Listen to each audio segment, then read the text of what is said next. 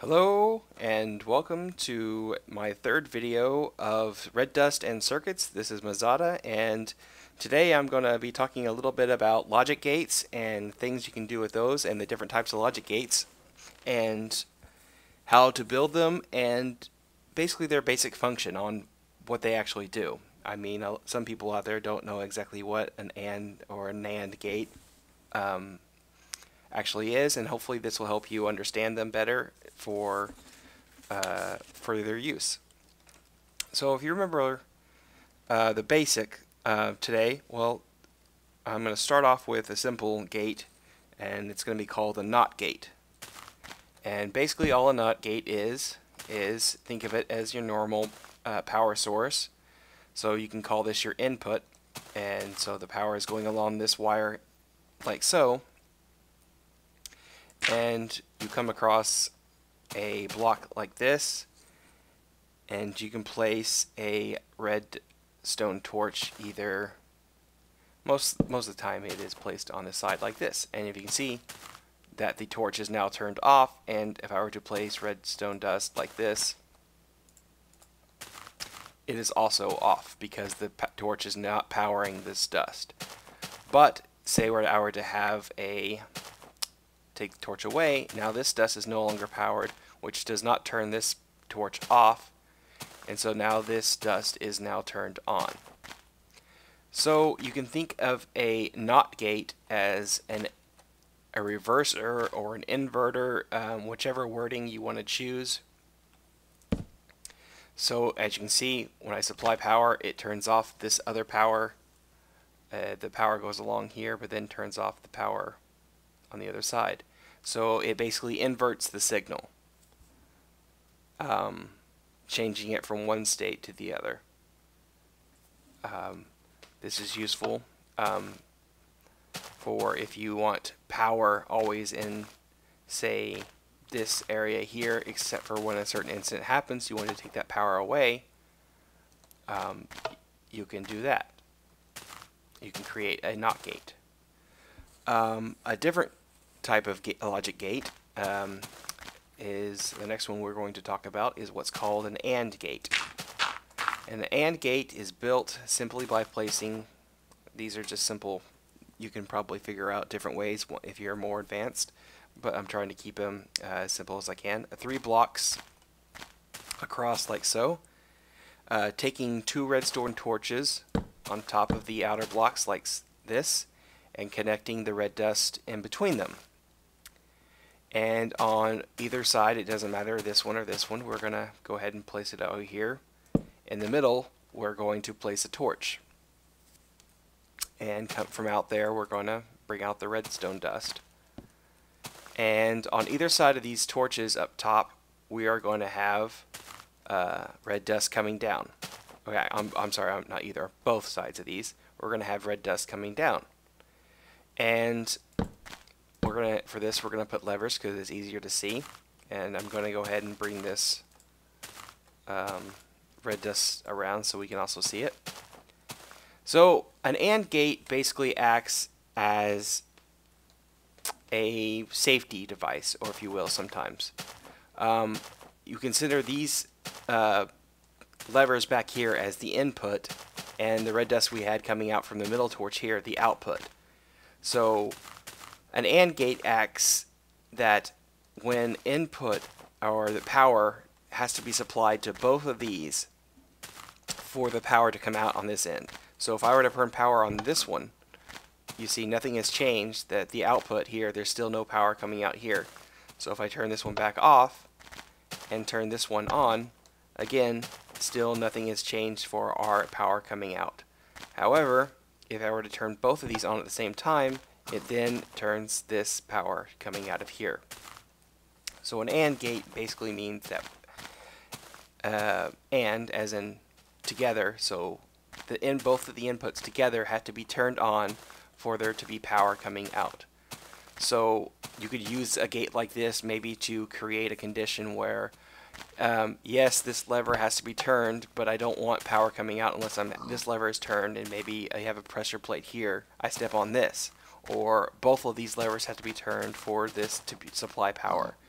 So it's for a condition where maybe I only want the track to turn if this lever and this lever is switched, or something like that. You could use to create an AND gate. Another gate is called, well, what's the opposite of, maybe an AND, is an OR gate. Well, it may not be opposite of an AND gate, but another gate is an OR gate. For an OR gate, it's pretty simple. You would just have a block here with redstone dust coming on opposite sides, like this. I'm just bringing them around so I can control them easily. And then we're going to go ahead and place the levers again. And then we have, coming out from here, redstone dust. And I'll go ahead and do both sides, because why not? So an OR gate, I'm sorry, is basically just the opposite of an AND gate. An OR gate only acts when power is supplied from either or both of the inputs. So again, these are the inputs and this is the output. This is what we want to have power, and this is what's supplying our power, is over here. So if this this lever is flipped,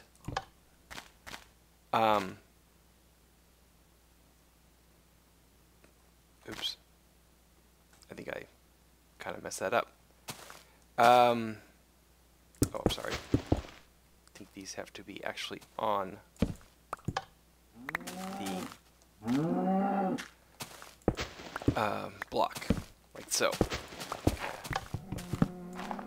So if this lever is switched, then power is supplied. So this one is on and this one is off. So turn them both off. And then I go ahead and turn this one on and the other one is off, and power is applied. So now if this one on and this one on, so the power is still on. And I'm going to go back to bed since it is becoming night again. And I can hardly see, and I'm sure you guys are having trouble as well. So we're going to go to sleep and then get back up and go back over here to our OR gate. So, to sum up, an OR gate is you have power coming in,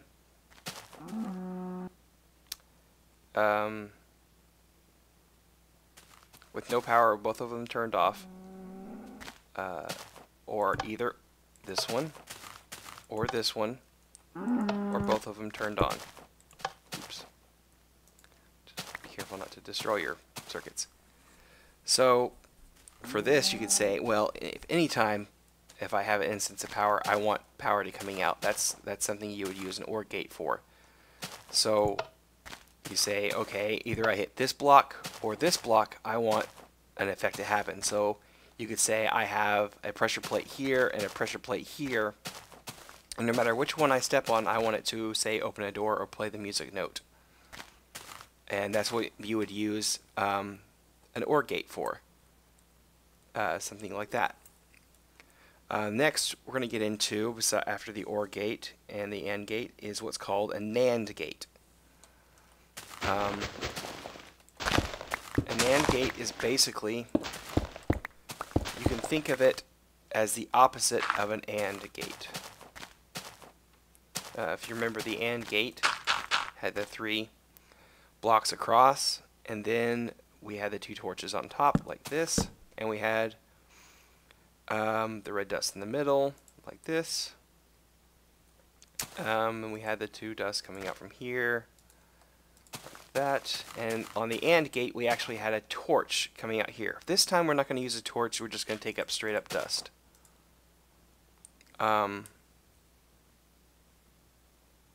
And so for the NAND gate, we have, let's put our levers back in. When they're both turned off, we have power out. When one of them is turned on and the other one is turned off, we still have power.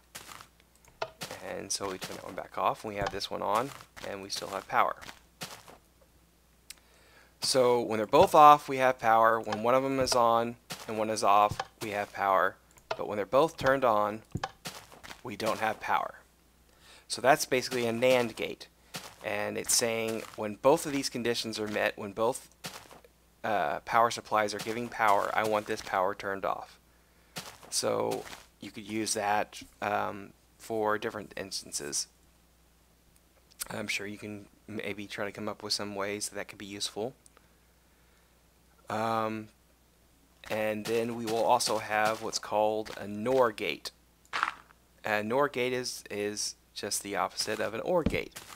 So if you remember, the OR gate was this set up here, and if it was one on, this one on, or both on, it supplied power.